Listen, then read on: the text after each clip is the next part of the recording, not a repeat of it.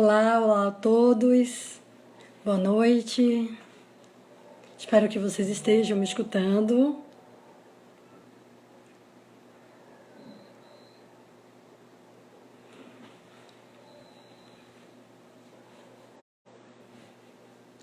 É com a grande alegria que eu estou aqui hoje com vocês. Quero agradecer a Antônia o convite ao Espaço Lalang.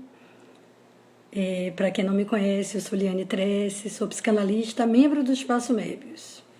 E aceitando o convite de Antônia, assim, com muita alegria, hoje eu vou falar com vocês sobre um tema que vai ser o tema trabalhado durante esse ano, assim que a pandemia passar e que a gente possa retomar os nossos trabalhos, na nossa instituição, que é o Espaço Mébius, que é o transferência. Olá, boa noite. Eu estou vendo as pessoas entrando, estou aqui dando boa noite. Então, retomando, Então é um tema assim, que nós vamos tratar esse ano. Teve essa pequena interrupção, que eu espero que realmente seja pequena e que a gente possa estar o mais breve possível retomando os nossos estudos. Então, foi com muita alegria que eu aceitei esse convite, tá? E para falar sobre transferência, conversando com a Antônia, que eu sei que também eles estão com um cartel aí em Santo Antônio de Jesus sobre esse tema, nós conversando pensamos em trabalhar o seminário 8, que é um seminário que Lacan se dedicou a esse tema. Tá?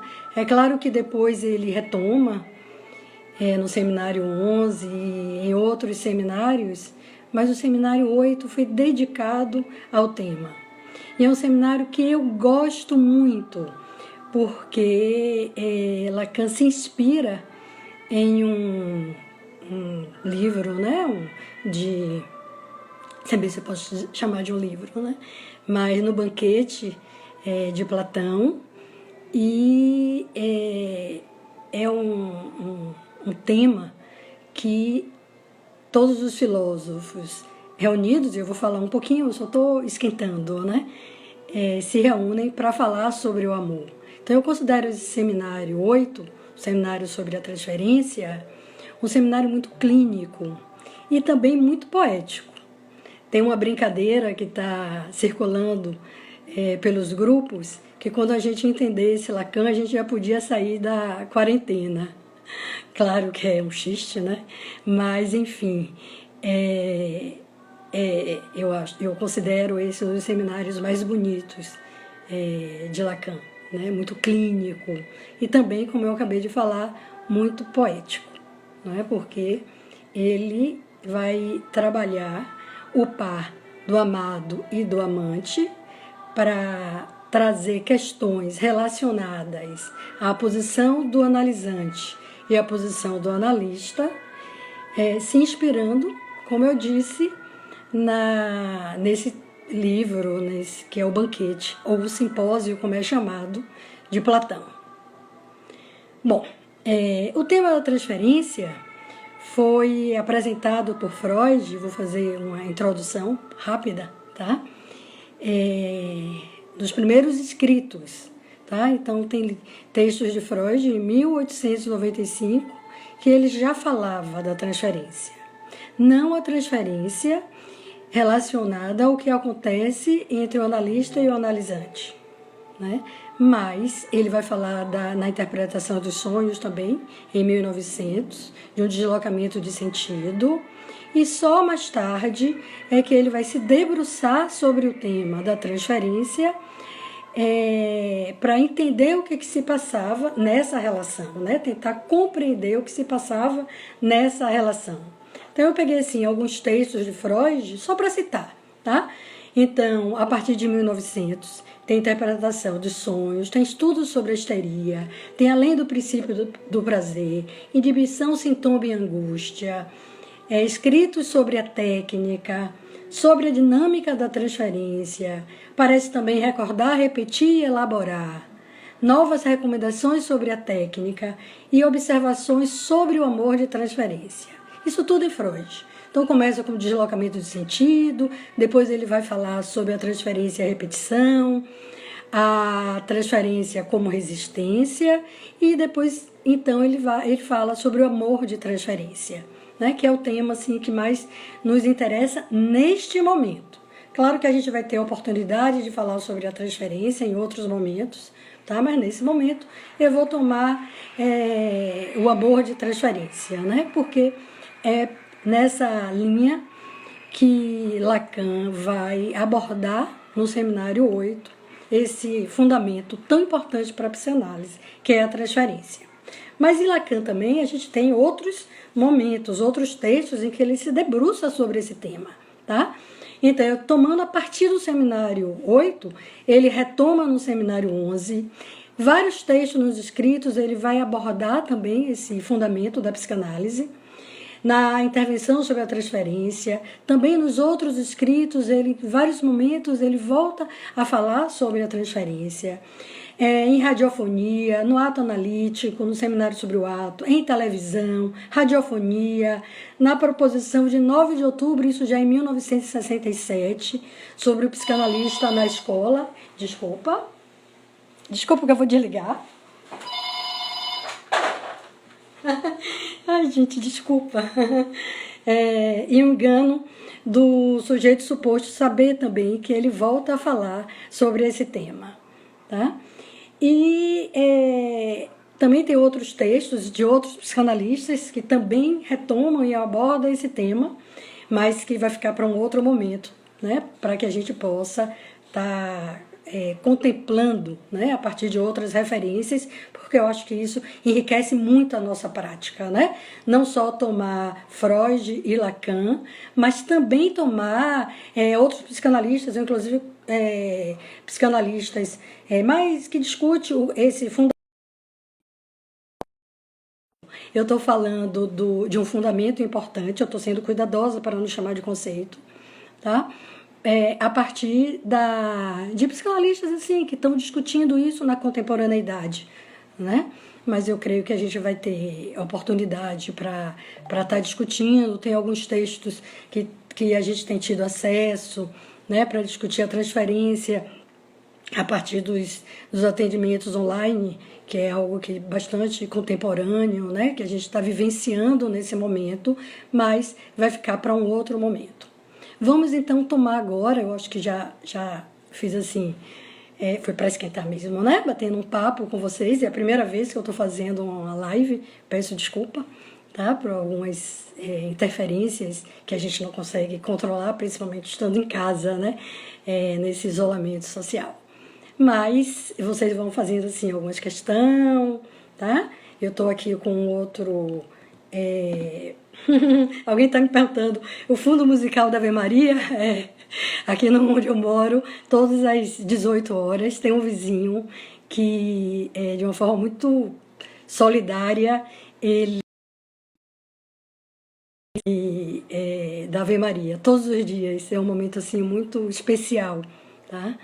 Para esse momento, né, tão delicado que nós estamos passando, esse isolamento social. Enfim, foi só uma pausa que veio uma pergunta. Então, gente, vamos voltar, tá, pro seminário 8, como eu disse a vocês. Lacan vai se inspirar no seminário, durante todo o seminário, no banquete. Tá? Para quem não leu, eu vou fazer uma breve introdução.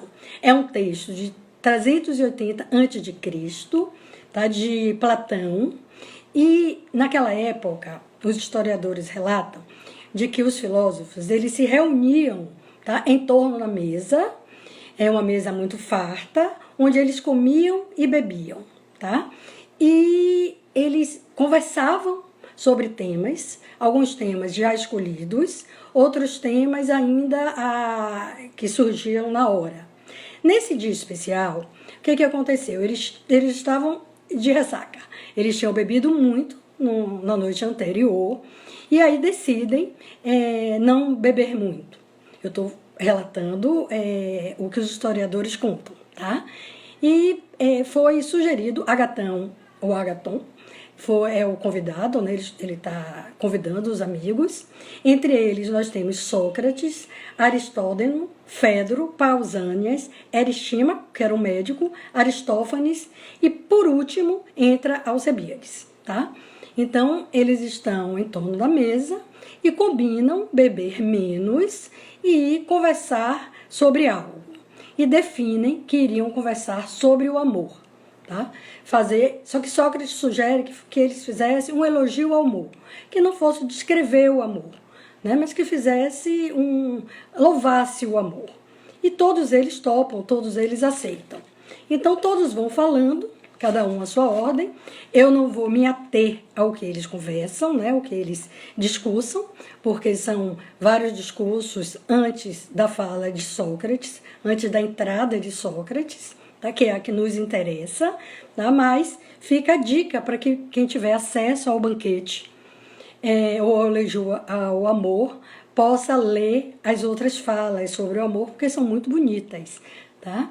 São muito inspiradoras. Mas, me centrando, né, no seminário 8, Lacan vai tomar a fala de Sócrates. E ele chama a atenção, logo no início desse seminário, a algo que é muito importante e que ele vai retomar em vários textos, em vários momentos depois. E a gente escuta muitos psicanalistas, quando vão falar sobre esse fundamento da transferência, citar Lacan, que já é Lacan citando Sócrates. Então, Sócrates começa a falar que sobre o amor ele nada sabe. Tá? Então, ele diz, eu sei que nada sei, que é uma posição do analista, né? Saber, porque passou pelo processo de análise, que ele nada sabe sobre a verdade do seu analisante, né? Mas Sócrates, então, diz assim, por eu não saber, vou fazer falar Diotímia. Diotímia é uma sacerdotisa que iniciou Sócrates nas questões sobre o amor, né? Então, ele vai trazer a fala dessa mulher para dentro, né, do discurso dele, né? Então, ele vai fazer falar Diotímia na fala dele, ou seja, o que Diotímia ensinou a ele sobre o amor. Então, assim, eu vou retomar que essa fala de Sócrates, que ele sabe que ele nada sabe, fez com que Lacan desse a Sócrates o lugar de primeiro analista. Então, o primeiro analista, primeiro psicanalista, se a gente pode dizer assim, da humanidade, seria Sócrates, não é? Muito antes de Freud e, para alguns, muito antes de Fliess. Vocês sabem que alguns colocam Fliess nesse lugar de analista de Freud, né? Através das cartas que Freud escrevia para ele, então ele tinha ficado nesse lugar. E Lacan chama a atenção e dá a Sócrates esse lugar de primeiro analista, por ele ter inaugurado a fala dele, dizendo que sobre o amor ele nada sabe, e que por não saber faria falar Diotímia. Muito bem. O que chama a atenção na fala de Sócrates? Lembra que eu coloquei para vocês que eles não iam fazer uma definição, eles iam louvar o amor, não é? Então, isso aí é importante, tá? Porque eles não vão buscar dar um sentido, né? Eles vão só fazer esse elogio ao amor. Alguém perguntou, elogio ao amor? O banquete é também chamado elogio ao amor, de Platão. Tá? Então, logo no início, Sócrates proclama que do amor ele não sabe. E, por não saber falar, ele vai se inspirar na fala de Diotima de Matineia, que era uma sacerdotisa, como eu já falei, e que na sua juventude o iniciou no campo do amor. Esse dizer de Sócrates, sei que nada sei, eu estou me repetindo um pouquinho porque eu estou vendo que tem algumas pessoas entrando agora, é que inaugurou, né, Sócrates nesse lugar de primeiro psicanalista. Então, vamos lá. Tem um ponto também importante que Lacan vai chamar a atenção já em alguns textos bem posteriores, é que, apesar do analista saber que nada sabe sobre a verdade do analisante, ele também não sabe o que diz, né? Porque ele aí está falando do ato e está falando do efeito surpresa. Ele vai chamar a atenção que o analista deve sim saber o que faz. Tá? Então, esse também é um ponto importante, porque está diretamente relacionado ao manejo da transferência. Né? Em vários textos, Freud já chamava atenção para a importância do manejo da transferência. E eu até fico me perguntando, nos tempos atuais, né, como é que se dá esse manejo nos atendimentos online. Que é muito específico, né? Esse momento que a gente está vivenciando agora. Mas, retomando, né? Essa é uma questão para outro momento. No seu discurso, Sócrates fala que, sendo o amor de algo, esse algo é pelo amor desejado. Tá? E pergunta aos seus amigos: quem deseja? Deseja o que tem ou o que não tem? Então, o objeto do amor, conclui ele, só pode ser desejado quando lhe falta, e não quando o possui, pois ninguém deseja aquilo que já possui. O que deseja o amante? Deseja aquilo de que é carente, o amado. Então, esses pontos são importantes, né? Sem o que não deseja, se não for carente. Então, essa frase também, que é uma frase assim, que é muito importante para a psicanálise, né? Porque aponta exatamente para o objeto causa do desejo, e aqui eu vou fazer um pequeno parêntese, nós estamos no seminário 8, tá? No seminário, nessa época do ensino de Lacan, o objeto do desejo ainda aparece como sendo objeto do desejo, e não como objeto causa do desejo. O objeto vai aparecer como causa do desejo, isso também é importante, só a partir do seminário da angústia, que é o seminário 10, tá? Mas a gente já tem essa referência, tá? Então, eu estou falando do seminário 8, que é anterior ao seminário 10, mas a gente já tem na cabeça, porque a gente já leu os seminários posteriores, né, essa referência que quando a gente está falando do objeto do desejo, nós estamos nos referindo ao objeto causa do desejo, que é o objeto pequeno a, né? Então, acredito que vocês devam estar aí me acompanhando. E aí é Sócrates que vai se perguntando: quem deseja? Deseja o que tem ou o que não tem? Então ele vai completar: só se ama ou deseja aquilo que não se tem. E sempre que pensamos em tê-lo alcançado, ele, o objeto do amor, nos escapa. Tá? Então, isso é muito lacaniano, não é? Isso é muito da psicanálise. Sendo o amor daquilo que falta, forçosamente, não é belo nem bom, vai nos dizer Sócrates. Visto que, necessariamente, o amor é amor do belo e do bom. Não temos como desejar aquilo que temos. Segundo Sócrates, Eros teria a natureza da falta, por ter sido filho de recurso e pobreza. Esse mito é narrado a Sócrates, né, e ele vai falar muito sobre esse mito por Diotima. Então, eu não vou me ater ao mito, tá? Porque, assim, nesse momento não é o que mais nos interessa, porque a gente vai estar agora falando do par amado e amante, tentando fazer a mesma relação que Lacan fez com a posição do analisante e a posição do analista.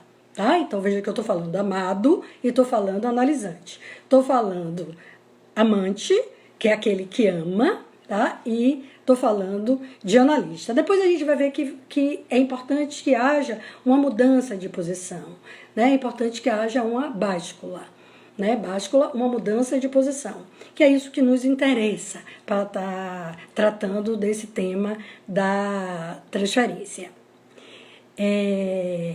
Então, vamos lá. Lorena está aqui me dizendo, está muito psicanalítico. Mas eu estou partindo do pressuposto que a gente está falando para psicanalistas ou aquelas pessoas interessadas na psicanálise, tá? Se tiver muito, a gente retoma e vocês vão me fazendo pergunta e eu vou tentando responder, tá certo? Então, vamos lá. De repente, enquanto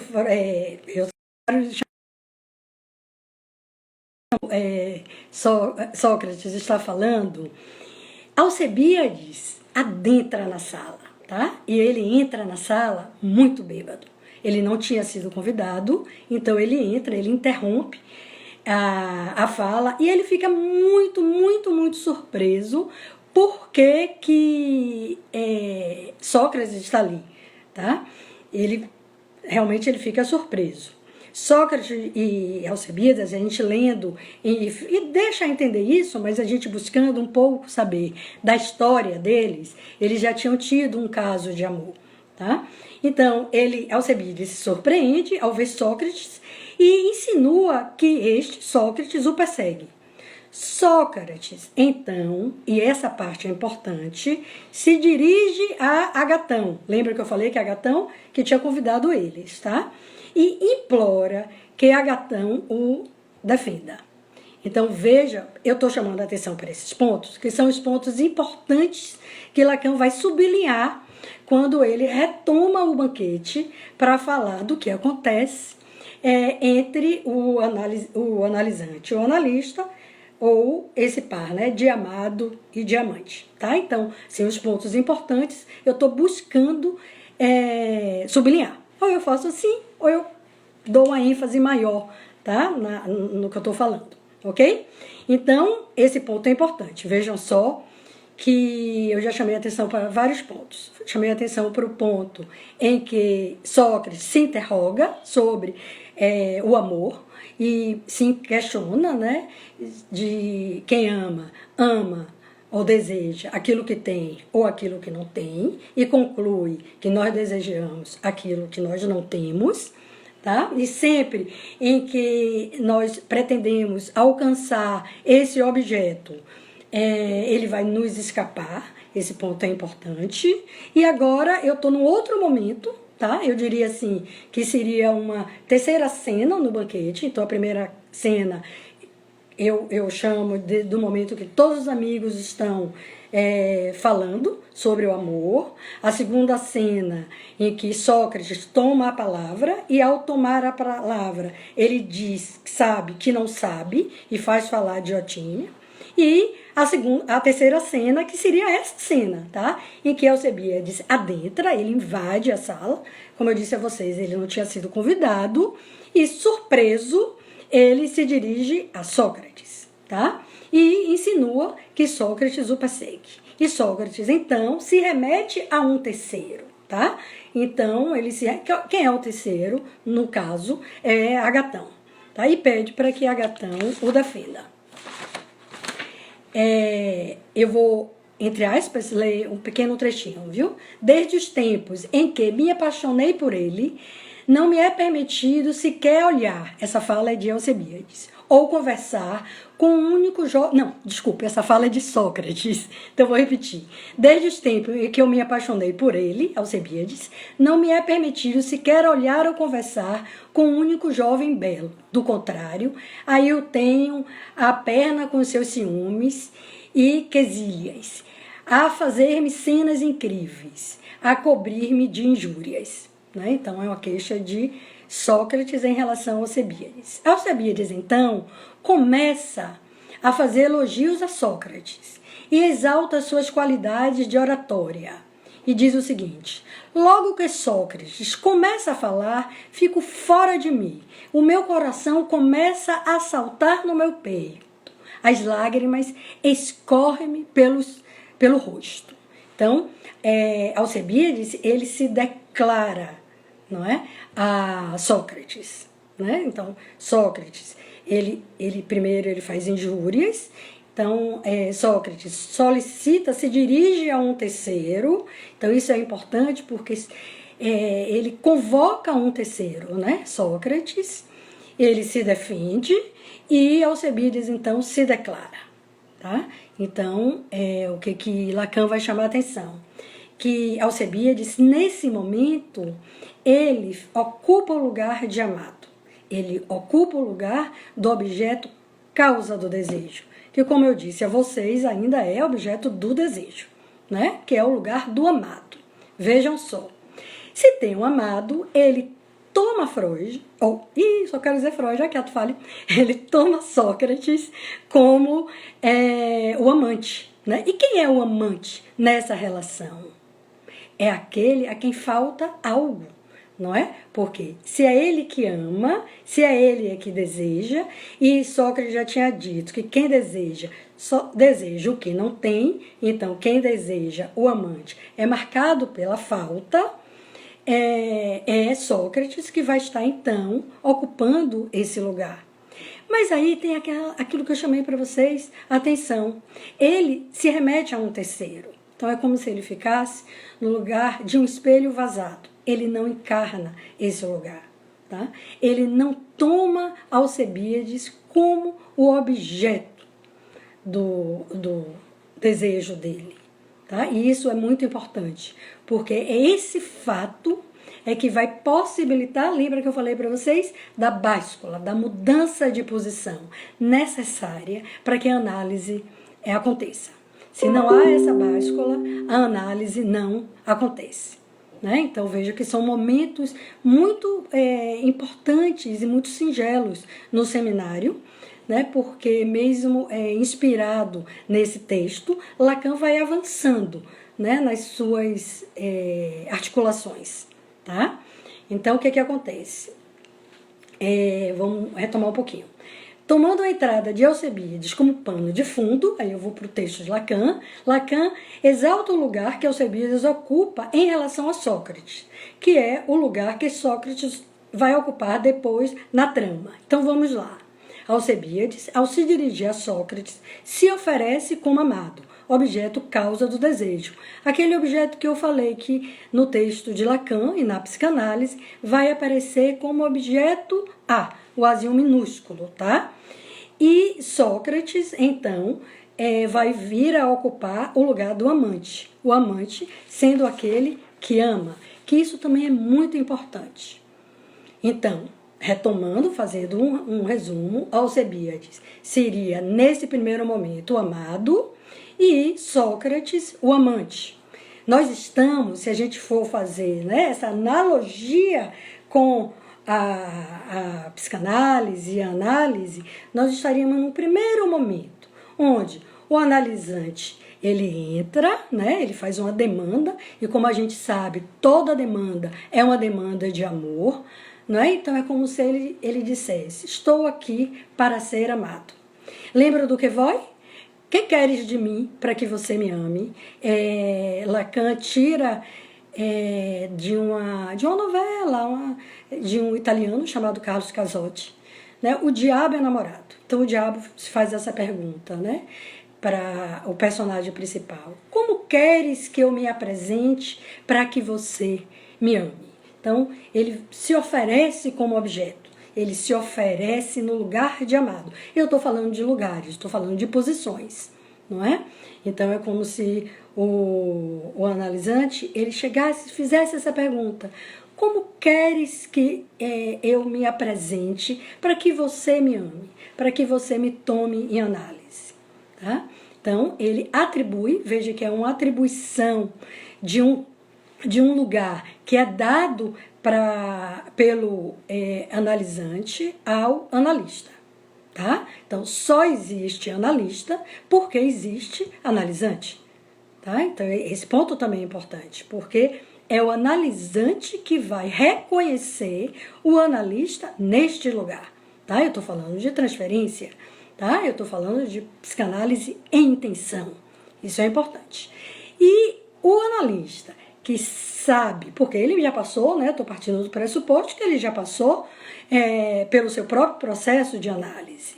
Então, que ele sabe que ele não ocupa esse lugar, ele não ocupa o lugar de amante, ele não deve, ele não pode tomar o analisante como esse objeto para ser amado por ele não responde à demanda, né? Essa demanda de amor, e o que ele vai possibilitar? Ele vai possibilitar uma báscula, uma mudança de posição.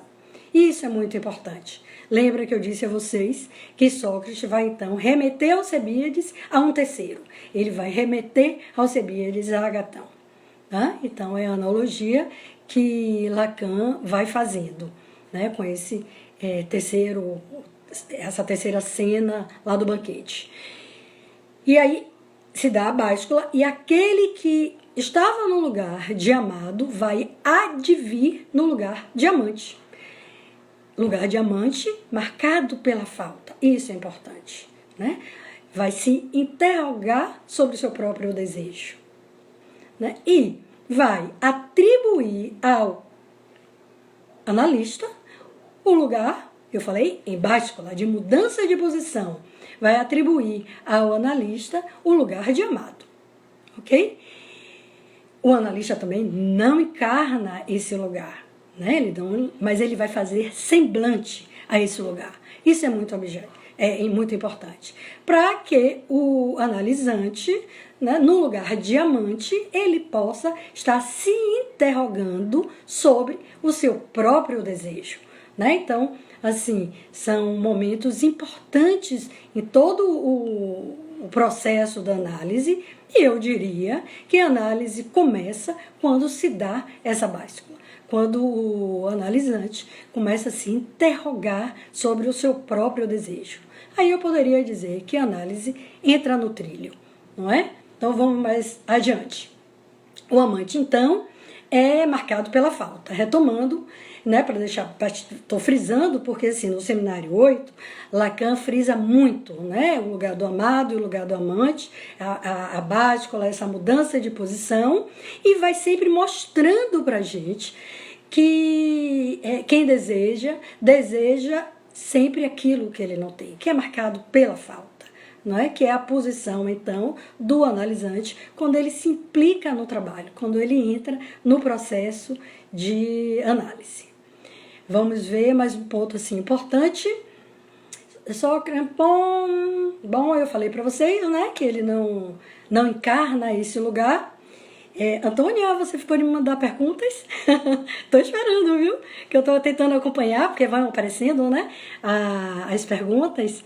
E aí eu peço para que vocês possam estar fazendo pergunta para eu tentar, ao mesmo tempo que eu estou aqui conversando com vocês, porque é uma conversa, né? A live é uma conversa, eu posso também estar sei lá, tentando ir por algum caminho ou abordar algo que não estava, assim, no meu script, tá certo? Tem uma pergunta aqui, deixa eu ver aqui. Lacan disse que após um período considerável do tratamento, o analista passa a amar o analisante. Poderia comentar sobre isso? Eu não sei em que momento é que Lacan fala sobre isso, né? Mas assim, no seminário 8, porque veja, quem ama é aquele que não tem. Então, é o amante. E nessa posição de amante, quem deve estar é o analisante. Então, é o analisante. Não considero, aí eu teria que ver em que contexto é que Lacan vai falar sobre isso. Se você puder dar mais uma diquinha sobre isso, Aninha, né? Onde porque às vezes, a depender do momento, né, do ensino de Lacan, ele está partindo por uma outra via, mas se eu tomar o seminário 8, eu não penso que isso se encaixe, tá? Porque quando o analisante entra no processo da análise, que ele se implica, que ele adere ao tratamento, que ele segue a regra, fale o que passe pela sua cabeça, não importa o quê, como diz Aurélio, que ele topa, né? Ele está já ocupando esse lugar de amante, tá? Tá? Agora, se a gente está falando de transferência, né, e tudo que se passa na relação entre o analista e o analisante está passando pelo viés da transferência, e se a gente for falar que a transferência é o amor, aí tudo bem, tá? Mas que depois, no decorrer do tratamento, entre aspas, né? Porque Lacan não gosta muito desse termo tratamento, não. Ele fala ele usa um outro termo, mas enfim, o analista vai amar o analisante. Não penso que essa seja uma boa solução, não, viu? Porque ele pode correr o risco de ficar numa posição muito delicada, porque se ele está amando o analisante, ele está tomando o analisante nesse lugar de objeto, e é o que eu considero um lugar muito complicado num processo. Pode provocar uma passagem ao ato, um act out, e não considero uma boa posição.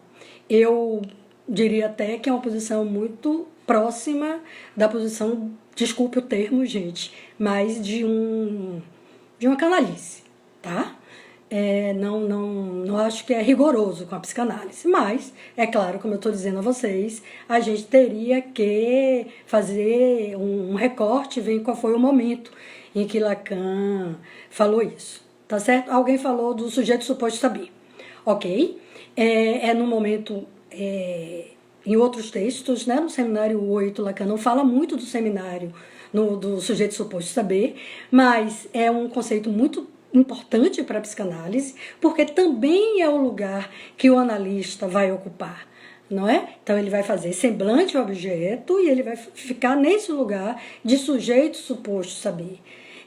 Nos escritos tem vários textos em que Lacan se dedica a falar sobre o sujeito suposto saber. Ele se interroga nos seminários, nos últimos seminários, o que seria suposto, se seria o saber, se seria o sujeito, né? Depois ele mesmo responde, porque é muito próprio de Lacan. Ele lança uma pergunta e ele mesmo responde. Em alguns momentos ele vai dizer que o sujeito é sempre suposto. Depois ele chama atenção porque a suposição está do lado do saber, mas sem dúvida é um lugar também, né, uma posição que o analista vai estar ocupando, né, na análise, que é o lugar do sujeito suposto saber, não é? Que também é um lugar muito delicado, porque há uma suposição de saber. Como eu disse a vocês, só existe analista porque existe analisante. É o analisante que reconhece e coloca o analista nesse lugar de sujeito suposto saber, né? Então é muito, muito, muito importante, sim, sem dúvida. Mas assim, eu vou retomar então para o texto. Eu estou tentando ler, tá? Antônia, cadê as perguntas? Eu estou tentando ler aqui na tela. Boa noite, quero que você saiba sobre a dupla função da transferência. Outra coisa, já que você está falando de desejo, pode falar sobre o grande outro? Bom, eu não sei o que você está chamando de dupla função da transferência. Não sei se é isso, mas assim, Freud fala de transferência erótica, fala de transferência positiva, fala de transferência negativa. E fala também da contra-transferência. Lacan, nos seus estudos, ele vai dizer que tudo se trata da transferência. Tá? Que a transferência negativa é a transferência, é o amor de transferência. Transferência positiva, transferência erótica, tudo está dentro, tá? Desse fundamento importante, né? Da psicanálise, que é a transferência. No seminário, se eu não me engano, no seminário 11, onde ele vai já incluir eu vou dizer assim, alguns elementos novos, tá? Para pensar alguns fundamentos importantes para a psicanálise, já falando, eu vou dizer assim, se distanciando um pouco de Freud. É aí que ele vai, inclusive, ser bastante categórico para dizer que a contra-transferência não existe. E tudo que diz respeito, que passa nessa relação do analisante e do analista, se trata da transferência. Tá certo? Sujeito suposto, o grande outro, né? Esse grande outro da linguagem, que Lacan se refere quando ele falava, quando ele ainda tinha assim, porque assim, quando a gente fala da obra de Lacan, não sei se é muito rigoroso, tá? A gente falar dessa maneira, mas é didático. A gente fala de um primeiro momento, né, onde Lacan faz um retorno a Freud, então os primeiros seminários dele, ele faz um retorno a Freud. E está trabalhando com os conceitos fundamentais, os fundamentos importantes da psicanálise, tendo o texto de Freud muito como referência. tá? Então, eu chegaria a dizer que lá no início, se você vai a alguns textos como agressividade, que estão nos escritos, alguns textos de Lacan que estão nos escritos, a gente pode dizer que entre as três dimensões, imaginário, simbólico e real, o imaginário parece que tem uma predominância entre os outros dois conceitos, tá? No segundo momento, a gente vai dizer, ou pelo menos eu digo, que o simbólico começa a ter uma predominância em relação aos outros dois conceitos, que é o imaginário e o real. Veja que nesses primeiros seminários, que é no primeiro momento, no segundo momento do ensino de Lacan, e no segundo momento a gente vai ver que o estruturalismo, né, Lacan ele não se diz estruturalista, mas ele vai nessa fonte, né, para poder fazer esse retorno a Freud e avançar. Então, quando eu estou no seminário 11, eu estou no seminário ainda, assim, para mim é um seminário muito importante, que eu percebo um avanço na teoria. Tá? Se até o seminário 10, Lacan ainda está tomando os textos de Freud muito como referência, no seminário 11, me parece, eu não sei se vocês concordam, peço até para que os colegas possam falar um pouquinho sobre isso, Lacan começa a se descolar, sabe, de Freud, e começa já a introduzir, eu vou chamar de significantes novos, ou fazer uma leitura própria, tá, desses fundamentos tão importantes para a psicanálise. O seminário 11 ele vai falar sobre transferência, pulsão, vai falar sobre repetição e vai falar sobre o inconsciente. Tá?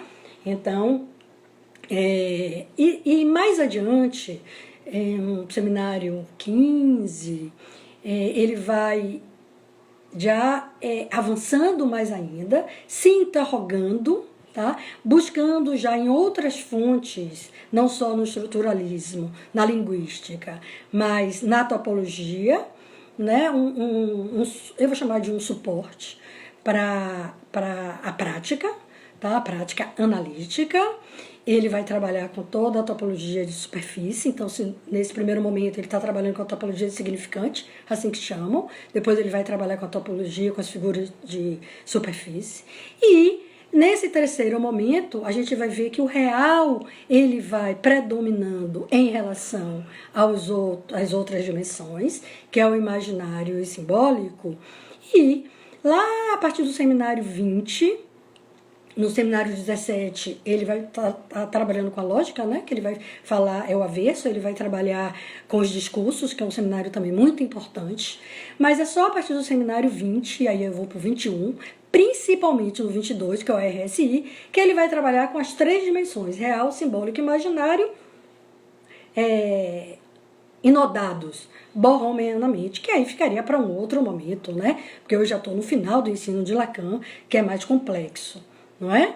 Então, é um momento muito só para dar, né? Agora, sim, voltando, né? Foi uma pergunta que me fizeram isso, para falar sobre o grande outro. Então, eu estou no segundo, para falar do grande outro, eu estou no segundo momento, né? Se eu posso falar assim, do ensino de Lacan, quando eu falei que a fonte dele era a linguística, o estruturalismo, ele vai falar que o inconsciente é estruturado como uma linguagem, isso é importante, não é? E ele vai falar muito do grande outro, depois ele vai barrar esse grande outro, e mais adiante, como eu falei para vocês, né, na medida em que ele vai se interrogando sobre a prática e vai se interrogando em relação a esses fundamentos importantes da psicanálise, ele vai dizer que o grande outro não existe. Mas é uma invenção necessária que dá conta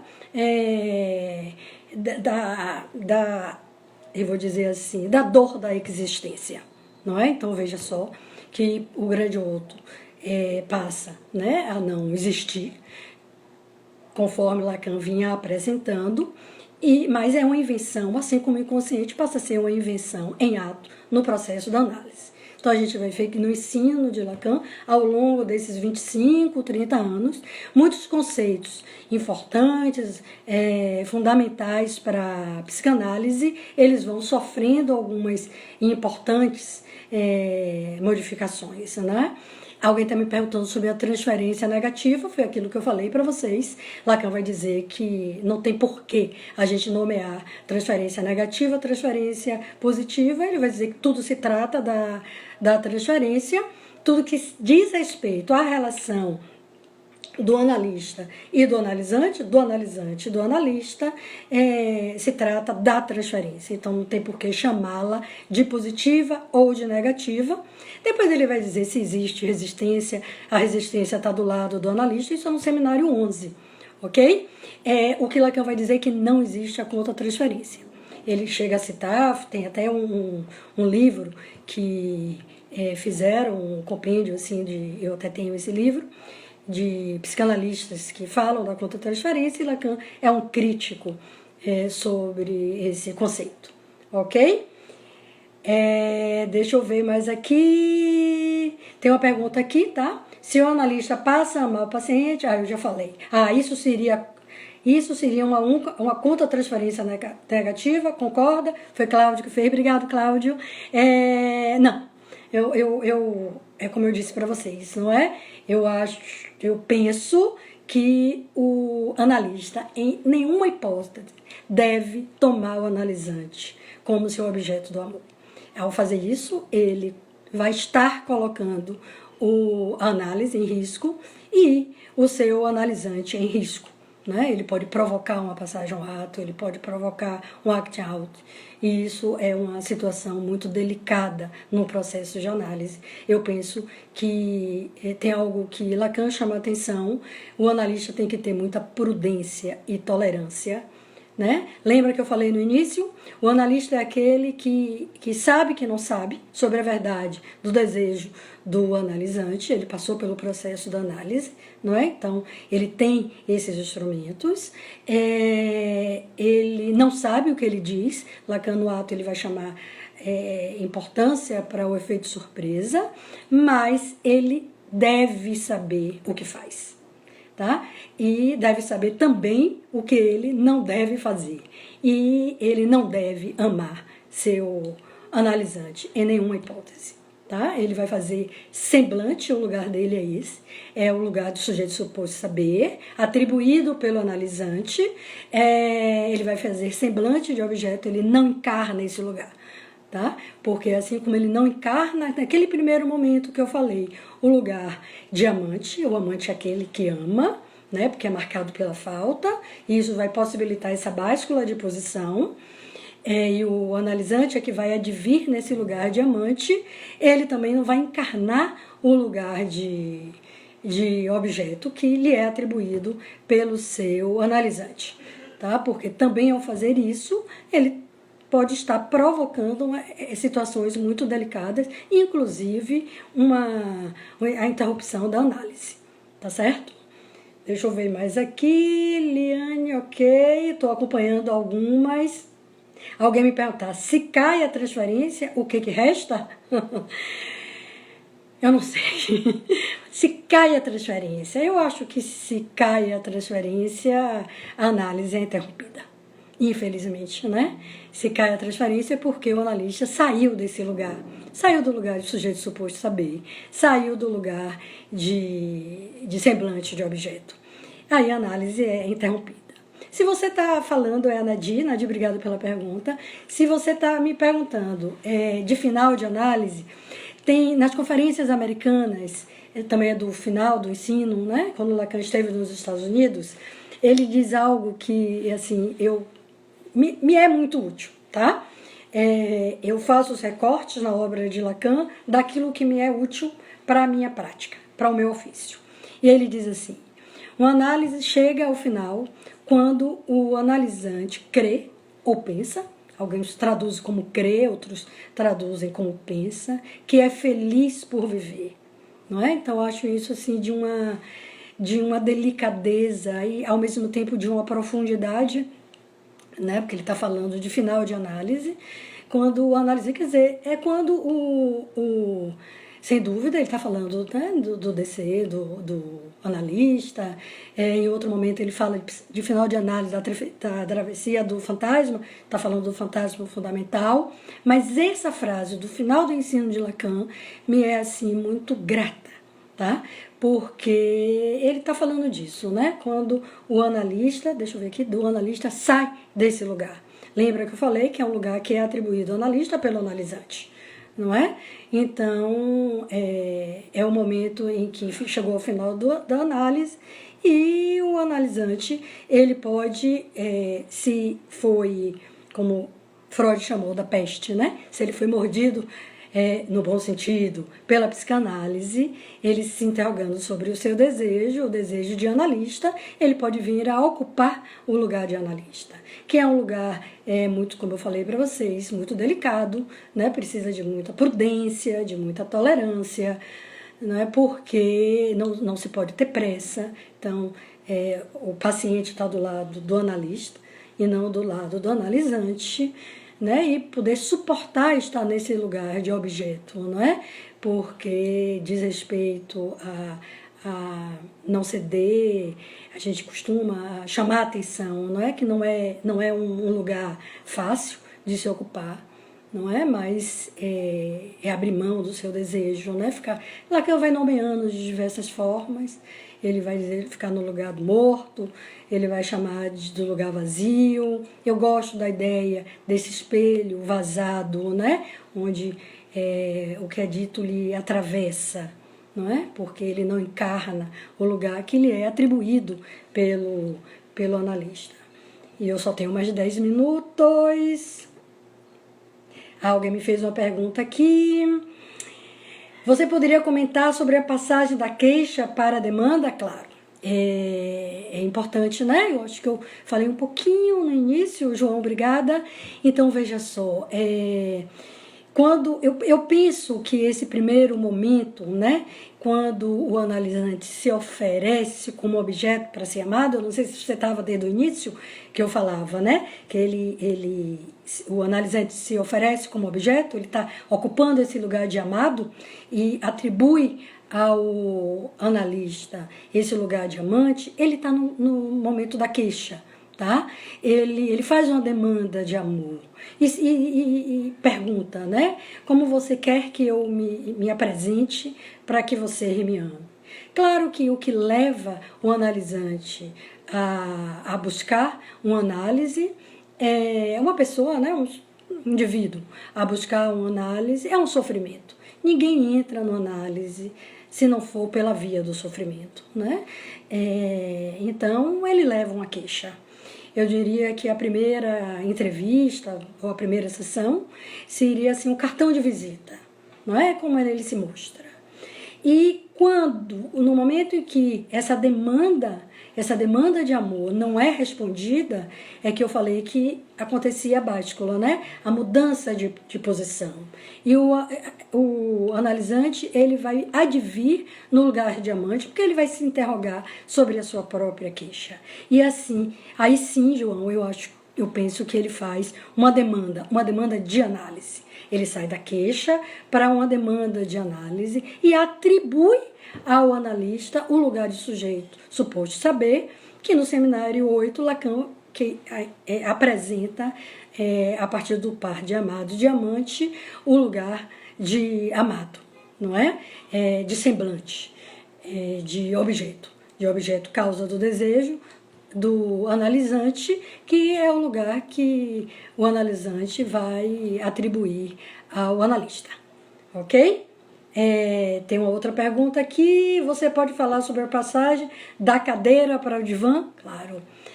Bom, esse eu diria que seria um bom momento, tá? De se encaminhar o analisante para o divã. Hoje em dia a gente já discute muito e já se sabe, e eu falo isso até da minha prática, nem todos os meus analisantes estão no divã, muitos estão no divã, muitos não estão. Tem algo, cada análise é uma análise, não tem uma regra, tá? Tem algo da pulsão escópica, né? Tem algo da pulsão evocante que conta muito nesse momento, onde se encaminha um analisante para o divã, mas eu creio que sim, é um facilitador, sem dúvida.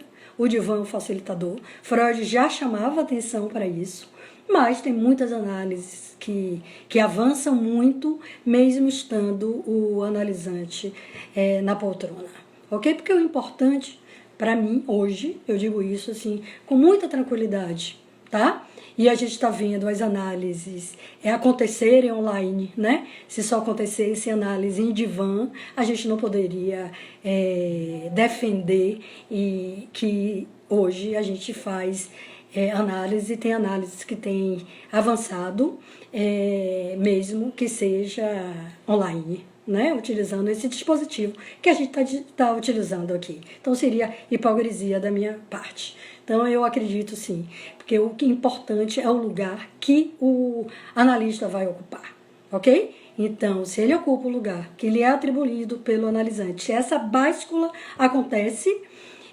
favorece sim a ida para o divã. Eu acho só a partir daí que o analista, no lugar de sujeito suposto saber, no lugar de semblante de objeto, é que está autorizado a encaminhar seu analisante para o divã. Mas, como eu disse, existem muitas análises que progridem, que avançam, mesmo que o analisante esteja na poltrona. Agora, tá? Como eu disse, cada análise é uma análise. Eu costumo dizer aos analistas que fazem supervisão comigo que uma vez no divã não tem volta, tá? Porque não tem como recuar. Eu penso dessa maneira. Sei que tem colegas que pensam diferente, eu acho que cada um faz sua própria prática, cada um faz sua própria psicanálise. Não é isso que... E é isso que faz com que a psicanálise avance. Senão a gente estaria só repetindo. E a gente tem que dar as nossas contribuições e na nossa prática, é a prática que nos ensina. Né? Eu acho que é a prática que faz o analista. Eu só tenho mais 4 minutos, tá certo? Diz que a live interrompe assim, pum, que nem um corte de análise, não tem problema. Vai ser um corte de análise, né? Que foi as sessões, os cortes de análise, é um efeito de interpretação importante, né? Em todo o processo de análise. Eu acho que eu gostaria, então, de ficar assim, deixa eu ver se tem algum ponto importante.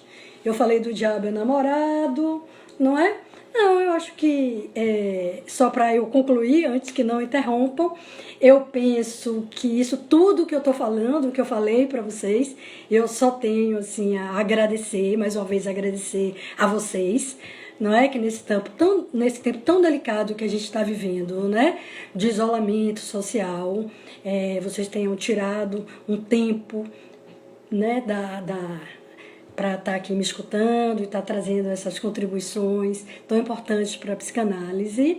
E para concluir, eu diria que esse sim é o milagre do amor, tá? Eu faço o convite para que vocês vão ao banquete, tá? Porque nada como ler na letra de Platão, que isso é muito importante, é fundamental, né?